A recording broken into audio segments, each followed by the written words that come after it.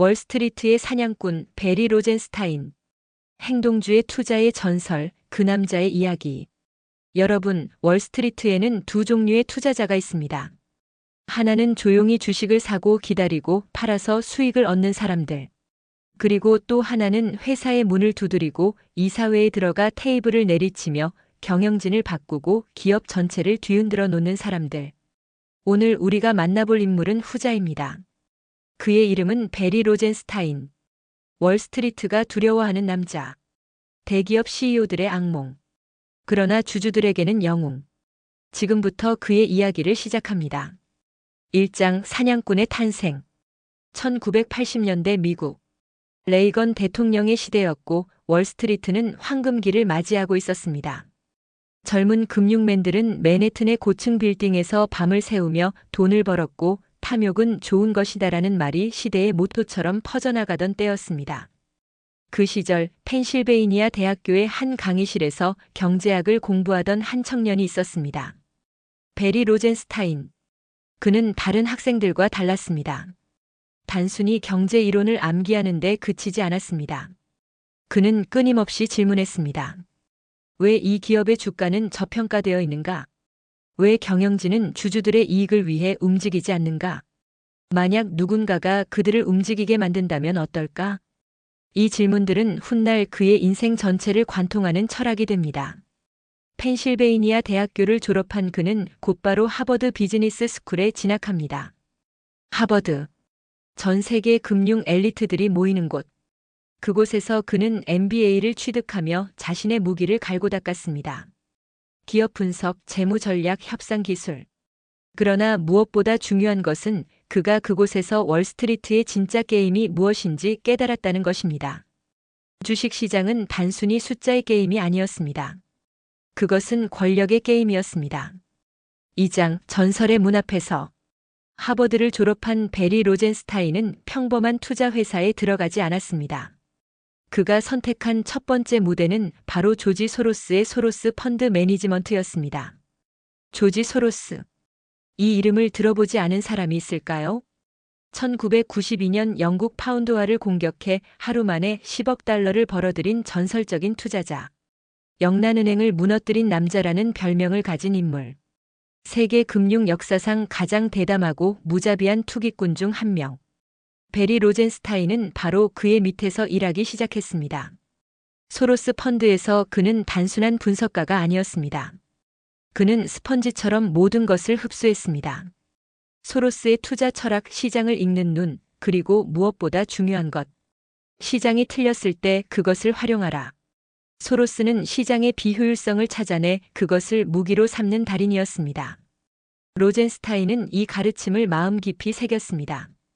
그러나 그가 진정으로 자신만의 스타일을 발견한 것은 그 다음 직장에서였습니다.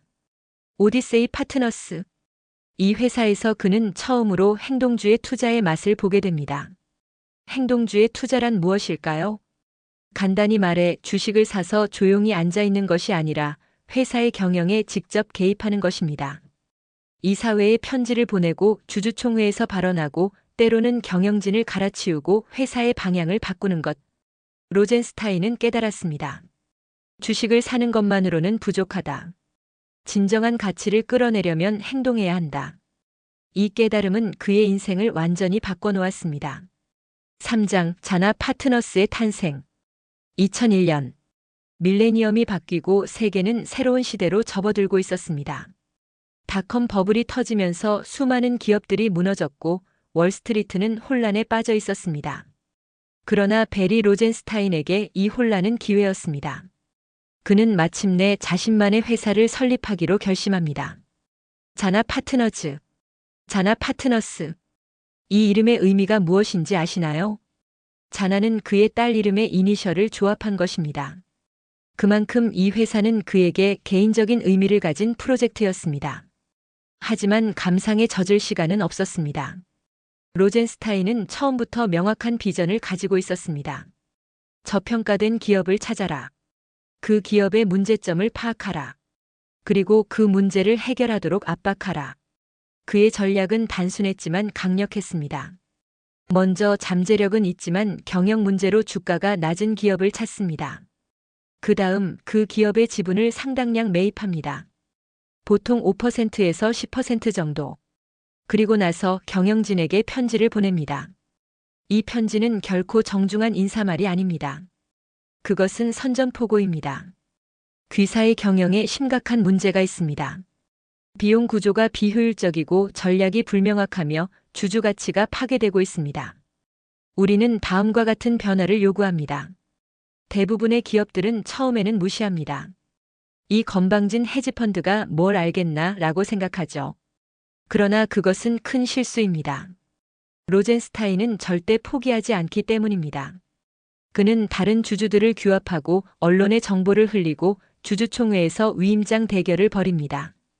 필요하다면 몇 년이 걸리더라도 끝까지 싸웁니다. 그리고 대부분의 경우 그가 이깁니다. 사장 홀푸드를 삼킨 아마존. 자나 파트너스의 가장 유명한 승리 중 하나를 이야기해 보겠습니다. 홀푸드 마켓. 여러분도 한 번쯤 들어보셨을 겁니다.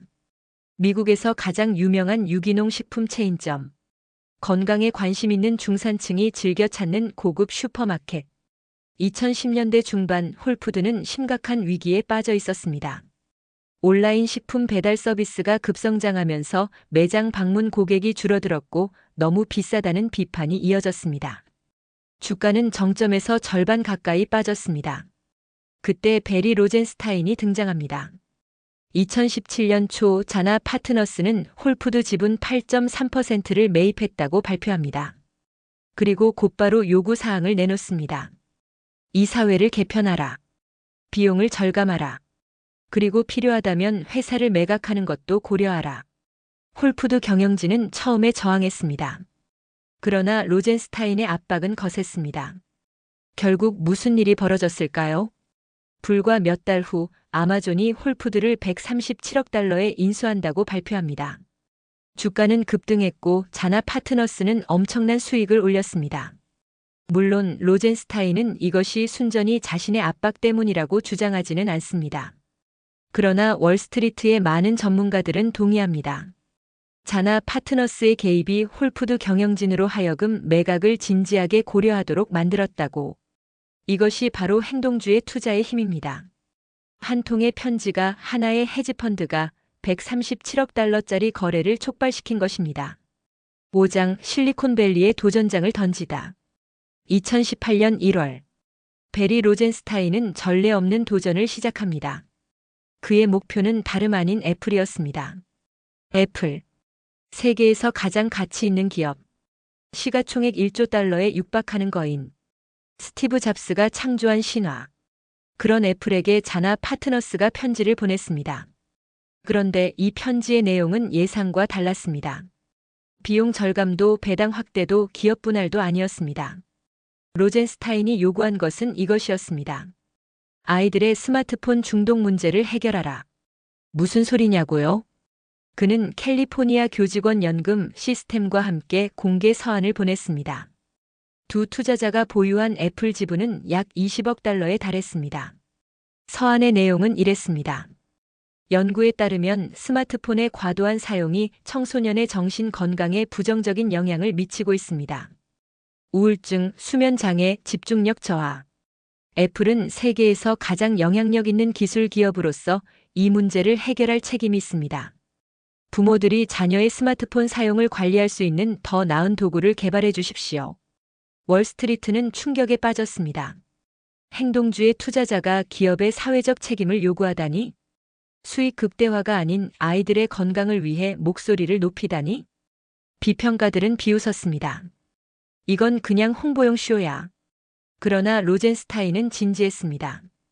그리고 놀랍게도 애플은 반응했습니다. 몇 달 후 애플은 iOS 12의 스크린 타임 기능을 추가했습니다. 이 기능은 사용자가 자신의 스마트폰 사용 시간을 확인하고 제한할 수 있게 해주며 부모가 자녀의 기기 사용을 관리할 수 있는 도구를 제공합니다.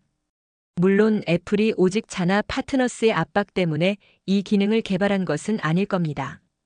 하지만 그 편지가 대화를 시작하는 계기가 되었다는 것은 분명합니다. 로젠스타인은 증명했습니다.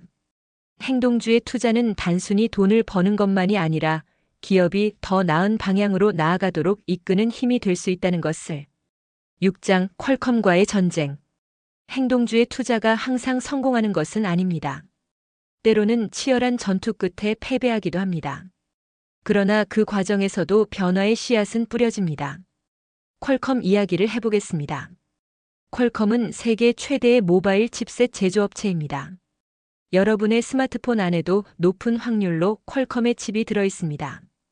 5G 기술의 핵심 특허를 보유한 반도체 거인. 2015년 자나 파트너스는 퀄컴에 대한 캠페인을 시작합니다. 로젠스타인의 주장은 이랬습니다. 퀄컴은 칩셋 사업과 특허 라이선싱 사업을 분리해야 합니다. 두 사업이 합쳐져 있어서 각각의 진정한 가치가 가려지고 있습니다. 분리하면 주주들에게 더 큰 가치가 돌아갈 것입니다. 퀄컴 경영진은 강하게 반발했습니다. 우리의 통합 모델이야말로 경쟁력의 원천입니다. 분리는 말도 안 됩니다. 양측의 대립은 격화되었습니다. 자나 파트너스는 위임장 대결을 준비했고 언론을 통해 압박을 가했습니다. 퀄컴은 투자은행과 법률회사를 동원해 방어에 나섰습니다. 결국 어떻게 되었을까요? 직접적인 기업 분리는 이루어지지 않았습니다. 퀄컴이 방어에 성공한 것처럼 보였습니다. 그러나 재미있는 것은 그 이후에 벌어진 일입니다. 자나 파트너스의 캠페인 이후 퀄컴은 스스로 변화하기 시작했습니다. 비용 절감에 나섰고 주주 환원을 확대했으며 경영 효율성을 높이는 데 주력했습니다. 그리고 2017년 거대한 사건이 터집니다. 브로드컴이 퀄컴을 인수하려는 1170억 달러짜리 적대적 인수 시도를 벌인 것입니다. 이 시도는 결국 미국 정부의 개입으로 무산되었지만 업계에 엄청난 충격을 주었습니다. 퀄컴이 인수 대상이 되었다는 사실 자체가 시장이 이 회사의 가치를 다시 평가하기 시작했다는 증거였습니다. 로젠스타인은 직접적인 승리를 거두지는 못했지만 그가 던진 돌은 거대한 파문을 일으켰습니다. 7장 1억 4,700만 달러짜리 집. 이제 잠시 투자 이야기에서 벗어나 보겠습니다. 베리 로젠스타인이라는 인물을 이해하려면 그의 개인적인 면모도 살펴볼 필요가 있습니다. 2014년 여름, 미국 전역의 뉴스에 충격적인 헤드라인이 떴습니다. 헤지펀드 매니저 햄튼스 역사상 최고가 주택 구매. 가격은 얼마였을까요? 1억 4,700만 달러. 한화로 약 2천억 원입니다. 햄튼스.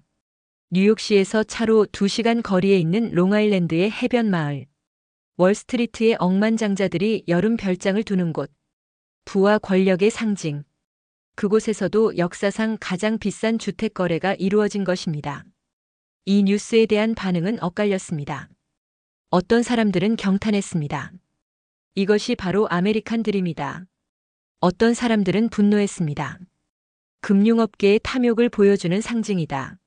로젠스타인 본인은 어떤 반응이었을까요? 그는 공개적으로 이 거래에 대해 많은 말을 하지 않았습니다. 그러나 그의 투자 철학을 아는 사람들은 말합니다. 그에게 이 집은 단순한 사치품이 아니라 수십 년간의 노력과 성공의 결실이라고. 물론 비판의 목소리도 있습니다. 행동주의 투자자가 기업의 비용 절감을 요구하면서 본인은 1억 달러가 넘는 집에 사는 것이 모순이 아니냐는 지적. 그러나 로젠스타인은 이에 대해 분명한 입장을 가지고 있습니다. 그의 논리는 이렇습니다. 나는 가치를 창출했다. 저평가된 기업을 발굴하고 그 가치를 실현시켰다. 그 과정에서 수많은 주주들이 함께 이익을 얻었다. 내가 번 돈은 정당한 보상이다. 동의하든 동의하지 않든 그것이 월스트리트의 논리입니다. 8장 행동주의 투자의 명과 암. 여기서 잠시 한 발 물러서서 행동주의 투자 그 자체에 대해 생각해 보겠습니다. 베리 로젠스타인과 같은 행동주의 투자자들은 영웅일까요? 악당일까요? 정답은 없습니다. 그들의 지지자들은 말합니다.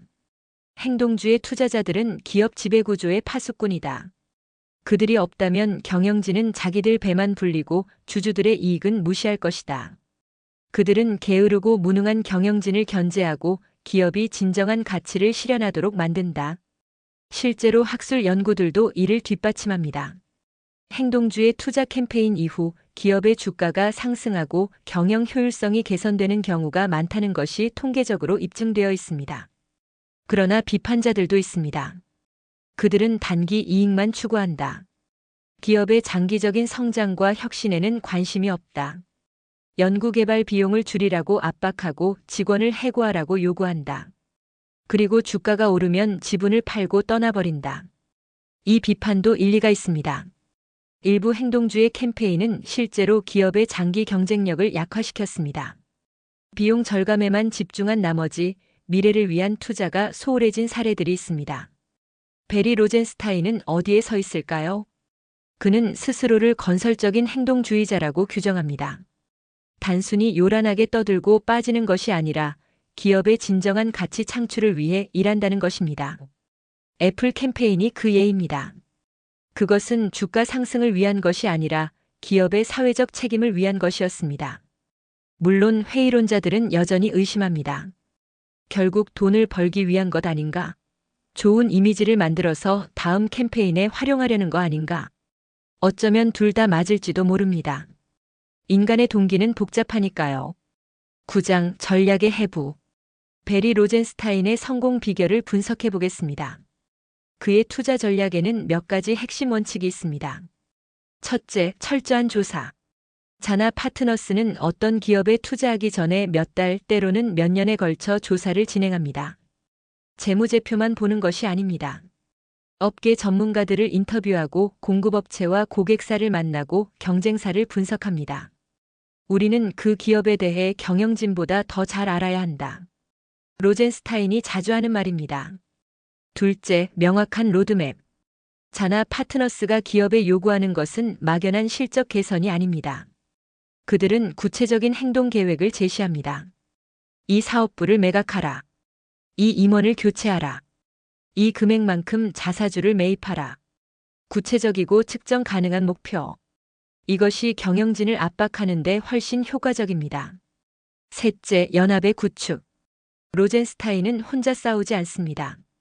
다른 대형 주주들을 설득하고 연기금을 끌어들이고 때로는 다른 행동주의 펀드와 협력합니다. 주주총회에서의 투표는 숫자 싸움입니다. 더 많은 지분을 확보하면 이깁니다. 넷째, 인내심. 많은 행동주의 캠페인이 실패하는 이유는 너무 빨리 포기하기 때문입니다. 로젠스타인은 다릅니다. 그는 몇 년이 걸리더라도 끝까지 밀어붙입니다. 다섯째, 평판 관리. 행동주의 투자는 평판 게임이기도 합니다. 만약 로젠스타인이 터무니없는 요구를 하는 골칫거리로 인식된다면 아무도 그의 말을 듣지 않을 것입니다. 그러나 그가 합리적이고 건설적인 제안을 하는 투자자로 인식된다면 경영진도 대화에 응할 가능성이 높아집니다. 이런 원칙들이 결합되어 로젠스타인은 월스트리트에서 가장 영향력 있는 행동주의 투자자 중 한 명으로 자리매김했습니다. 10장 변화하는 전장. 오늘날 행동주의 투자의 환경은 빠르게 변화하고 있습니다. 2020년대에 들어서면서 새로운 트렌드가 등장했습니다. ESG, 환경, 사회, 지배구조의 약자입니다. 투자자들이 단순히 재무적 성과만이 아니라 기업이 환경 문제에 어떻게 대응하는지, 사회적 책임을 다하는지, 지배구조가 건전한지를 평가하는 트렌드. 베리 로젠스타인은 이 변화의 선두에 있습니다. 2018년 애플 캠페인이 그 예였습니다. 아이들의 스마트폰 중독 문제는 전형적인 ESG 이슈입니다. 그 이후로도 자나 파트너스는 ESG 관련 캠페인을 계속해왔습니다. 이것은 단순한 이타주의가 아닙니다. 비즈니스적 판단이기도 합니다. 점점 더 많은 대형 기관 투자자들이 ESG 요소를 중시하고 있습니다. 연기금, 보험사, 국부펀드 등 거대 자금을 운용하는 기관들이 착한 기업에 투자하려는 경향이 강해지고 있습니다. 로젠스타인은 이 흐름을 읽었습니다. ESG 이슈를 제기하면 이러한 기관 투자자들의 지지를 얻기 쉽습니다. 그리고 그들의 지지가 있으면 경영진을 압박하기가 훨씬 수월합니다. 영리한 전략입니다. 물론 비판도 있습니다.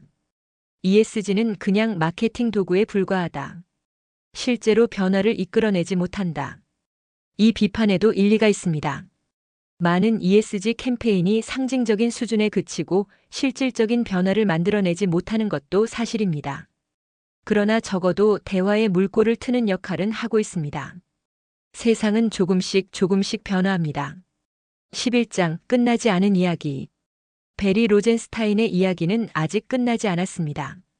그는 여전히 자나 파트너스를 이끌고 있으며 새로운 기회를 찾고 있습니다. 월스트리트의 룰은 변했습니다. 과거에는 기업 경영진이 절대 권력을 가졌습니다. 주주들은 배당금을 받고 조용히 있어야 했습니다. 그러나 로젠스타인과 같은 행동주의 투자자들이 그 판도를 바꿨습니다. 이제 CEO들은 알고 있습니다. 만약 실적이 나빠지고 주주 가치가 파괴되면 언제든지 행동주의 펀드가 문을 두드릴 수 있다는 것을. 이것이 좋은 일일까요? 나쁜 일일까요? 정답은 여전히 논쟁 중입니다. 그러나 한 가지는 분명합니다. 베리 로젠스타인은 월스트리트의 역사에 자신의 이름을 새겼습니다.